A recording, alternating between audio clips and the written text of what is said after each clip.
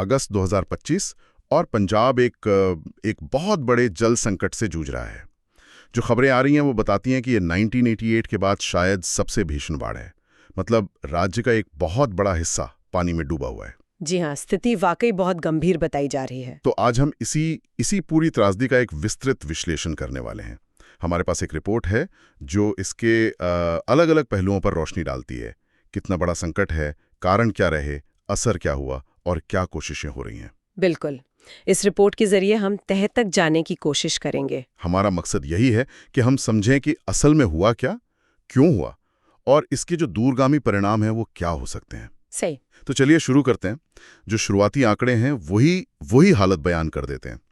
Report कहती है कि 23 से ज्यादा जिले प्रभावित हैं और 1400 से ज्यादा गांव पानी में हैं। 1400 गांव, ये बहुत बड़ी संख्या है। और करीब 35-35.5 लाख लोग, मतलब एक बहुत बड़ी आबादी सीधे सीधे प्रभावित हुई है। और सबसे चिंता की बात, पंजाब जैसे कृषि प्रधान राज्य के लिए 2.5 लाख एकड़ से ज्यादा जमीन पानी में है। जी, 2.5 लाख एकड़ उपजाऊ जमीन। हाँ, जैसा मैंने कहा, इसकी तुलना लोग 1988 की बाढ़ से कर रहे हैं, जो अब तक एक बेंचमार्क मानी जाती थी। तो आइए इसको थोड़ा और गहराई से समझते हैं। ये आंकड़े, जैसा मैंने कहा, वाकई झकझोर देते हैं। 1400 से ज्यादा गांव, 35.5 लाख लोग, 2.5 लाख एकड़ जमीन। ये सिर्फ नंबर नहीं है, ये उजड़े हुए घर हैं, बर्बाद फसलें। बिल्कुल, लोगों का भविष्य अनिश्चित है। और जब हम इन आंकड़ों के पीछे जाते हैं, मतलब कारणों को देखते हैं, तो तस्वीर थोड़ी और पेचीदा नजर आती है। एक बड़ा कारण तो जाहिर है, मॉनसून है। इस साल उत्तर भारत में मॉनसून मतलब असामान्य रूप से बहुत ज्यादा सक्रिय रहा। अच्छा। हाँ, रिपोर्ट बताती है कि पिछले 50 सालों में ये दूसरा सबसे ज्यादा बारिश वाला मॉनसून था। औसत से करीब 37% ज्यादा बारिश हुई। खासकर जो ऊपरी इलाके हैं जैसे हिमाचल प्रदेश, जम्मू कश्मीर, वहां बहुत बारिश हुई। तो मतलब पहाड़ों की बारिश का पानी सीधा मैदानों में तबाही ले आया। हाँ, वो एक बड़ा फैक्टर तो है ही। लेकिन सिर्फ वही नहीं। देखिए, जब पहाड़ों में इतनी ज्यादा बारिश होती है तो उसका दबाव फिर बड़े बांधों पर पड़ता है, जैसे भाखड़ा, पौंग। हाँ बिल्कुल, भाखड़ा, पौंग, रंजीत सागर, इन बांधों के जो जलाशय हैं उनमें पानी का लेवल बहुत तेजी से और खतरनाक लेवल तक बढ़ गया। तो फिर सुरक्षा के लिए पानी छोड़ना पड़ा काफी मात्रा में। और वो छोड़ा हुआ पानी फिर नीचे नदियों में आ गया। एग्जैक्टली, वही हुआ। ये जो एक्स्ट्रा पानी था, ये जब रावी, ब्यास, सतलुज जैसी नदियों में पहुंचा तो वो पहले से ही मतलब भारी बारिश के कारण उफान पर थीं। तो डबल मार पड़ गई एक तरह से। हाँ बिल्कुल, दोहरा असर हुआ। नदियों के किनारे टूटे और पानी आसपास के गांवों में, खेतों में फैल गया। तो भारी बारिश और बांधों से पानी छोड़े जाने का ये मिला जुला असर है। लेकिन रिपोर्ट में शायद कुछ और बातों का भी जिक्र है। ये सिर्फ बारिश और बांध की बात नहीं लगती। सही कहा आपने। यहीं पर मामला थोड़ा और कॉम्प्लेक्स हो जाता है। जो एक्सपर्ट्स हैं वो इसे सिर्फ ज्यादा बारिश या बांध मैनेजमेंट का मुद्दा नहीं मान रहे हैं। अच्छा। रिपोर्ट में देखिए, जलवायु परिवर्तन के असर की बात साफ तौर पर कही गई है।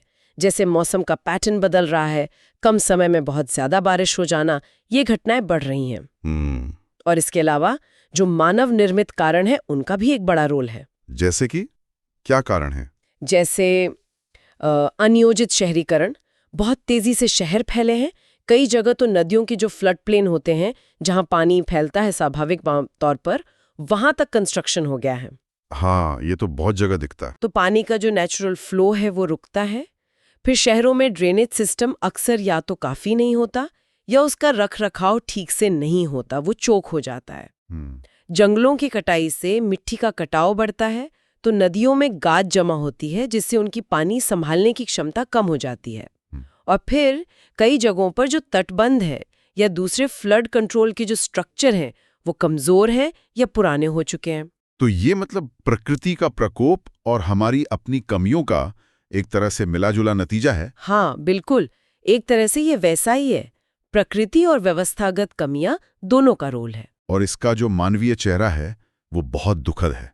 रिपोर्ट में 30 से ज्यादा मौतों की पुष्टि हुई है और डर है कि ये आंकड़ा बढ़ेगा, क्योंकि अभी भी बहुत से इलाके ऐसे हैं जहां पहुंचना मुश्किल है।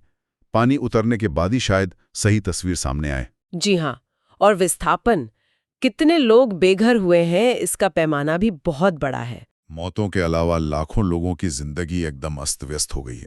घर बह गए, सामान नष्ट हो गया, लोग राहत शिविरों में हैं या रिश्तेदारों के यहाँ। इसका एक मनोवैज्ञानिक असर भी बहुत गहरा होता है। अपनी पूरी जिंदगी की जमा पूंजी को आंखों के सामने बहते देखना। बिल्कुल। और आर्थिक मोर्चे पर अगर देखें, खासकर खेती पर 2.5 लाख एकड़ जमीन डूबना, ये सुनने में बहुत भयानक लगता है। पंजाब की अर्थव्यवस्था के लिए, खासकर ग्रामीण अर्थव्यवस्था के लिए, ये एक बहुत बड़ा झटका है। रिपोर्ट में जो शुरुआती अनुमान है वो करीब 4.29 लाख एकड़ फसल के नुकसान का है। 4.29 लाख एकड़। हाँ, और इसमें धान की फसल मुख्य है, जो बिल्कुल कटाई के करीब थी। किसानों की पूरी साल की मेहनत, उनकी लागत, सब पानी में चली गई। सरकार ने मुआवजे की घोषणा तो की है, पूरी तरह नुकसान पर 15,000 रुपये प्रति एकड़, और अगर थोड़ा कम नुकसान है तो 6,750 रुपये प्रति एकड़। लेकिन क्या ये काफ़ी है, और क्या ये टाइम पर मिल पाएगा? ये बड़े सवाल है। ये बहुत ही महत्वपूर्ण सवाल है। देखिए, मुआवजे की जो रकम है वो शायद ही असल नुकसान की भरपाई कर पाए, खासकर जब हम लागत और फिर जो भविष्य की कमाई का नुकसान है उसको देखें। हाँ, वो तो है। और फिर प्रक्रिया भी एक चुनौती होती है। नुकसान का सही आकलन करना, फिर दावों को वेरीफाई करना, और फिर फंड्स जारी होना, इसमें अक्सर देरी हो जाती है। रिपोर्ट के मुताबिक अगर सारे दावे पूरी क्षति के मान लिए जाएं, तो सिर्फ फसल मुआवजे का बोझ ही सरकार पर करीब 425 करोड़ रुपए का पड़ सकता है। ये पैसा राज्य और केंद्र के आपदा कोष से दिया जाना है। लेकिन अगर इसमें देरी हुई या ये कम पड़ा, तो किसान और गहरे संकट में फंस सकते हैं।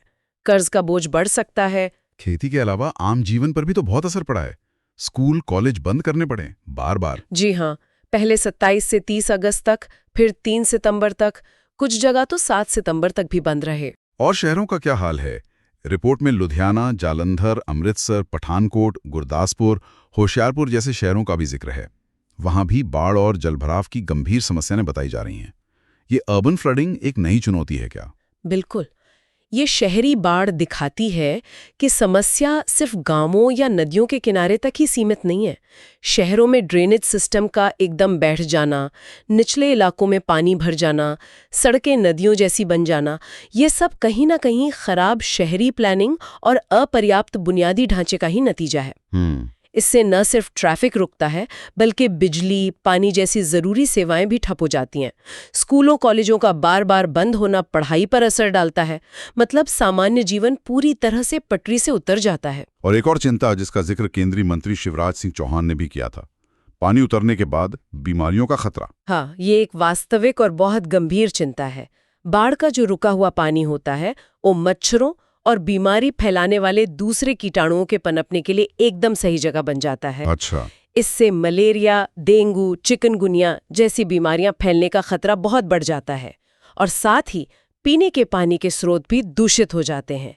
उससे हैजा, टाइफॉइड, पीलिया जैसी पानी से होने वाली बीमारियां फैल सकती हैं। ये तो बड़ी खतरनाक स्थिति हो सकती है। बिल्कुल। स्वास्थ्य सेवाओं पर पहले से ही इतना दबाव होता है, और अगर ऐसी कोई महामारी फैल जाए तो स्थिति और भी भयानक हो सकती है। इसीलिए पानी उतरने के बाद हेल्थ सर्वेलेंस और जो रोकथाम के उपाय हैं वो बहुत जरूरी हो जाते हैं। इस बड़े संकट के बीच राहत और बचाव के काम कैसे चल रहे हैं? क्योंकि प्रभावित लोगों की संख्या भी अब बढ़कर 3.5 लाख से ज्यादा बताई जा रही है, और गांव भी 1900 के पार। आज चुनौती बहुत बड़ी है, इसमें कोई शक नहीं। राहत कार्य कई लेवल पर चल रहे हैं।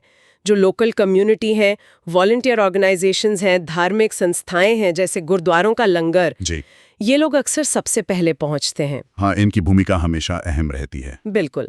फिर राज्य सरकार की एजेंसियां हैं, पुलिस है, NDRF यानी नेशनल डिजास्टर रिस्पांस फोर्स, और SDRF state disaster response force की टीमें लगी हुई हैं। बचाव कार्य में, राहत सामग्री पहुंचाने में सेना और वायुसेना की भी मदद ली जा रही है, खासकर उन इलाकों में जहां पहुंचना बहुत मुश्किल है, लोगों को निकालने के लिए, एयर ड्रॉपिंग के लिए। रिपोर्ट में कुछ जाने माने चेहरों का भी जिक्र है जो राहत कार्यों में शामिल हुए, जैसे भारतीय हॉकी के सितारे रुपिंदर पाल सिंह, गुरविंदर सिंह चंडी, जुगराज सिंह। हाँ, और ऐसी भागीदारी महत्वपूर्ण होती है। ये न सिर्फ सीधे तौर पर मदद करती है, बल्कि समाज में एकजुटता का संदेश भी देती है। दूसरों को भी प्रेरणा मिलती है कि वो आगे आएं और मदद करें। ऐसे मुश्किल समय में ये चीजें हौसला बढ़ाती हैं। प्रशासनिक लेवल पर भी कुछ चीजें हुई, जैसे पंजाब के मुख्यमंत्री भगवंत मान बीमार पड़ गए थे, तो दिल्ली के मुख्यमंत्री अरविंद केजरीवाल ने राहत कार्यों की निगरानी की। क्या इसका असर पड़ा कुछ कोऑर्डिनेशन पर? रिपोर्ट सीधे तौर पर ये नहीं बताती कि कोऑर्डिनेशन पर क्या असर पड़ा, लेकिन हाँ, ऐसी स्थितियां निश्चित रूप से चुनौती तो पेश कर ही सकती हैं, खासकर जब इतने बड़े पैमाने की आपदा हो। देखिए, किसी भी आपदा से निपटने के लिए एक स्पष्ट नेतृत्व और बिल्कुल स्मूथ कोऑर्डिनेशन बहुत जरूरी होता है। दूसरी तरफ पंजाब के वित्त मंत्री हरपाल सिंह चीमा, उन्होंने केंद्र से तत्काल और पर्याप्त मदद की मांग की है और उन्होंने इसकी अर्जेंसी बताने के लिए अफगानिस्तान को दी गई सहायता का उदाहरण भी दिया। जी, ये राज्य और केंद्र के बीच जो आपदा राहत के लिए फाइनेंसिंग का मुद्दा है उसे दिखाता है। देखिए, एसडीआरएफ में तो केंद्र और राज्य दोनों का हिस्सा होता है, लेकिन जब आपदा बहुत बड़ी होती है तो अक्सर अतिरिक्त केंद्रीय सहायता की जरूरत पड़ती है, जो एनडीआरएफ से मिलती है। हाँ। राज्य सरकारों को अक्सर लगता है कि ये प्रक्रिया थोड़ी धीमी है या जो पैसा मिलता है वो काफ़ी नहीं है, जबकि केंद्र के अपने नियम और प्रक्रियाएं होती हैं। तो ये जो थोड़ी खींचतान है, ये कभी-कभी आपदा प्रतिक्रिया पर असर डाल सकती है। वहीं केंद्रीय कृषि मंत्री शिवराज सिंह चौहान, जिनका जिक्र पहले भी हुआ, उन्होंने भविष्य पर फोकस करते हुए कहा है कि तटबंधों को मजबूत करने, जो इंफ्रास्ट्रक्चर टूट गया है उसे फिर से बनाने और बीमारियों की रोकथाम की तैयारी पर जोर देना होगा। ये बहुत ज़रूरी बात है। देखिए, तत्काल राहत तो देनी ही है, लेकिन साथ साथ लॉन्ग टर्म में पुनर्निर्माण और भविष्य की तैयारी पर भी ध्यान देना उतना ही ज़रूरी है। चौहान साहब ने जो बातें कहीं, तटबंधों की मजबूती, इंफ्रास्ट्रक्चर का पुनर्निर्माण, ये सीधे उन कारणों से जुड़ती हैं जिनकी हमने पहले बात की थी, जैसे कमज़ोर इंफ्रास्ट्रक्चर। हाँ, बिल्कुल। और बीमारियों की रोकथाम भी उतनी ही अहम है। ये दिखाता है कि समस्या की जो जटिलता है उसे समझा तो जा रहा है, लेकिन सवाल वही है कि इन उपायों को कितना प्रभावी ढंग से और कितनी जल्दी लागू किया जाता है। तो अगर हम इस पूरी चर्चा को अब समेटें, तो पंजाब की यह बाढ़ 1988 के बाद की सबसे भयानक आपदा है। इसके पीछे सिर्फ भारी बारिश नहीं है, बल्कि कई चीजें हैं। बांधों से छोड़ा गया पानी, जलवायु परिवर्तन का असर, अनियोजित शहरीकरण, जंगलों की कटाई, कमजोर इंफ्रास्ट्रक्चर, ये सब मिल गया है। बिल्कुल सही। ये एक मल्टी डायमेंशनल संकट है। इसने जान माल का भारी नुकसान किया है, खेती को तबाह किया है, लाखों लोगों की जिंदगी को अस्त व्यस्त कर दिया है।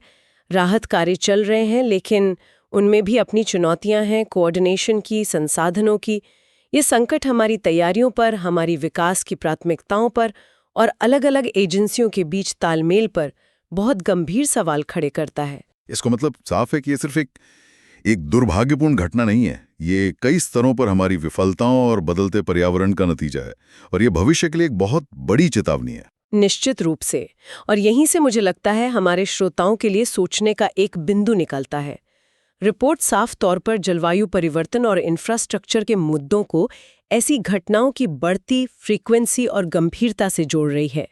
तो इसे ध्यान में रखते हुए भविष्य में ऐसी आपदाओं के असर को कम करने के लिए हमें किन बुनियादी बदलावों की जरूरत है?